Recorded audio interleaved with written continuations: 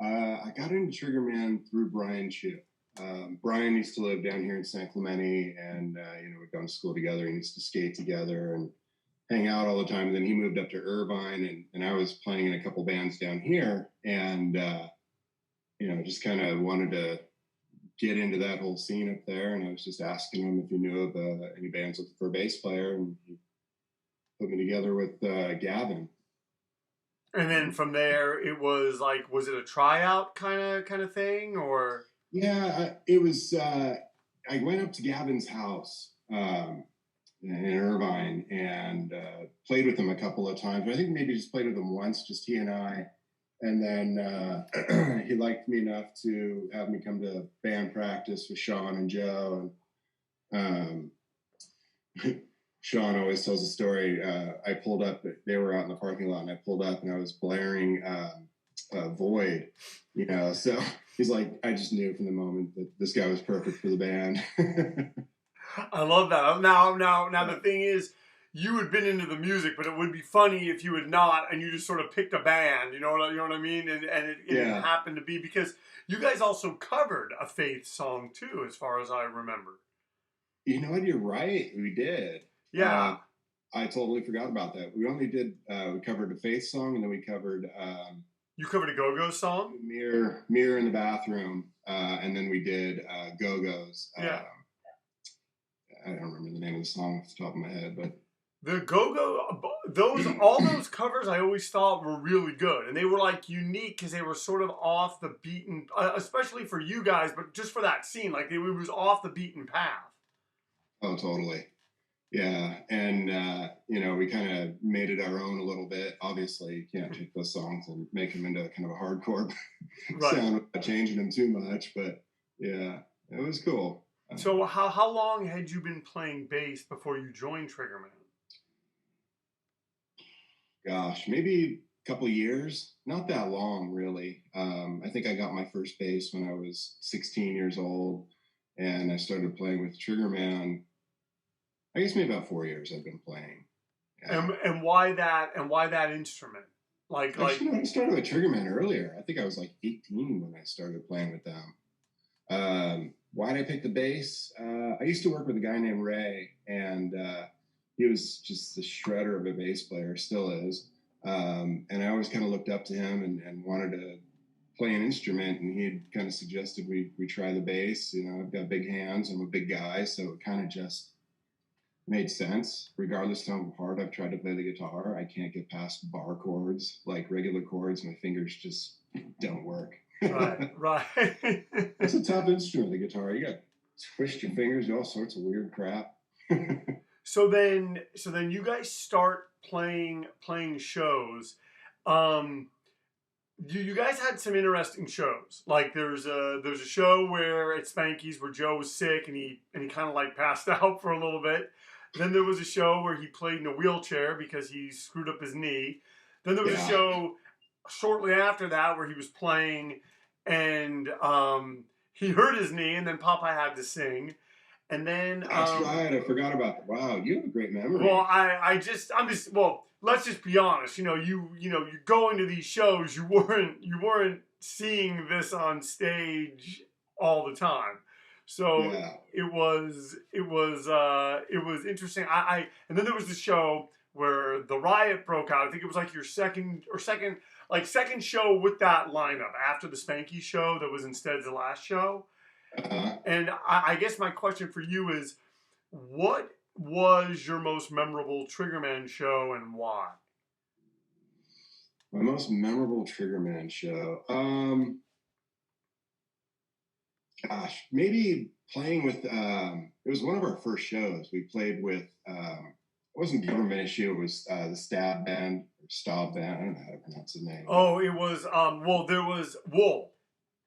Wool, but then Scream, but then Wool was the band, because you guys played one of the nights at the Macondo with, it was Wool and World Trust, and then one of the nights was Drift Again and you guys. Mm-hmm. Well, we played with Stab, how do you say it? Stab or Staub? I've always thought it was Stab, but I could be wrong. We played with them at Toe Jam I think it was like our second or third show, and that was pretty cool because they were one of those bands that had had their 7 inches. I've been listening to them, and then here I am like actually talking to these dudes and hanging out, and it was pretty cool. It was one of my more memorable shows. That and playing out in Salt Lake City with oh my God, Chorus? wait a second. Chorus? Not Dag Nasty, but comfortable. Oh, Or it wasn't Chorus, but you guys did go out there, or I think you went to Arizona with Chorus. went to Arizona with Chorus. That was fun. Monsoon season. God, what is that band? They're on Epitaph for a bit. Brian Baker and the. You have to edit this because I can't think of it. No. I'm just trying to think. Yeah, it was. I mean, I'm other bad Dave religion. Smalley, Brian Baker. It would had to have been. Not Down by Law. Down by Law. Okay, yeah, because Brian Baker was in Dag Nasty and in Bad Religion, but he was not in Down by Law. I thought he played with them a couple of times. I mean, maybe that would be awesome. Somehow, some way, I have a memory of walking in on Brian Baker in his underwear. Okay. He was changing after the show or before the show. Yeah. So. I love that. Yeah.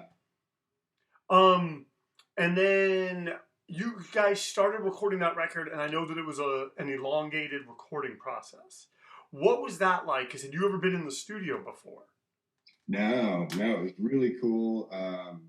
It was West Beach, and just the people who had recorded in that space over the years, it just blew me away to be standing, in the same little bass booth or whatever that some of these amazing 70s and 80s rock bands had recorded in. And it was a cool process. It was a really cool process. It was fun to watch. Donnell was the recording engineer, and it was like you said, it was very lengthy. We were there for what felt like weeks, and driving up to Hollywood a few times a week. Sorry, I got my dogs running around. No worries. Hey, we like dogs. We like dogs.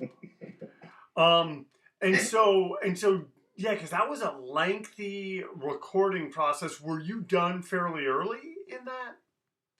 Like with your parts? My bits up pretty quickly. Mm-hmm.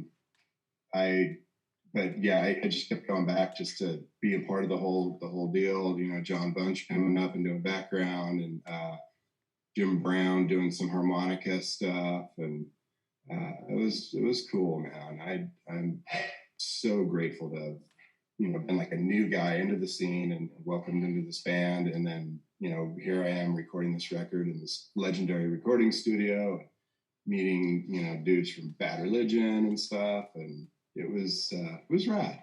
So how did playing later on that No for an Answer tour happen?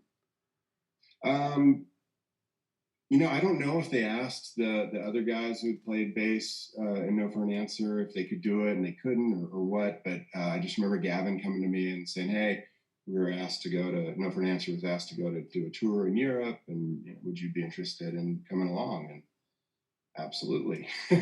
Well, I remember before the tour talking to Gavin and kind of knowing him a bit and just being sort of surprised that he was going to do that, just because I'm like, Gavin doesn't seem like the kind of guy that would want to go on tour. Like, it just seems like he would want, and I also know that back then in the early 90s, touring conditions were a bit different than they are now for bands that go over there.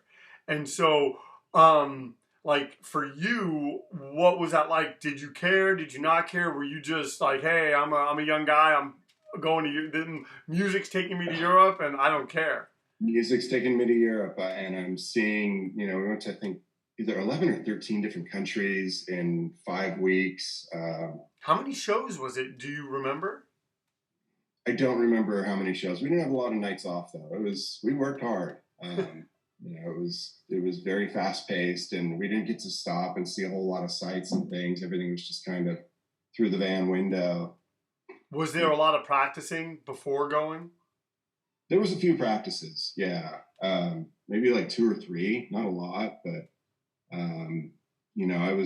back then I was playing a lot of bass, and it was just, I picked it up really easily, and it worked out really well. Had you been familiar with those songs before you Oh, did that? absolutely. No for an Answer was a huge band for me. I loved, and I still do. I love No for an Answer, and it was just that was another fantastic opportunity that I am super grateful for. You know, hanging out with the Mean Seasoning guys, and getting to know Dan a little bit better, because we'd always seen each other and chatted at shows, and he always kind of referred to me as like the police officer. He thought I should have been a cop or something. And so, you know, we sat in the same seats every time we got into those vans. It was Gavin up front, Dan, me, and then Travis from Mean Seasoning. I was the freaking meat in the middle. Uncomfortable being the 6'3", you know, 200. How did you end up in the middle? That doesn't seem. I'm amicable, you know. If I'm not one to make waves, so I just sat.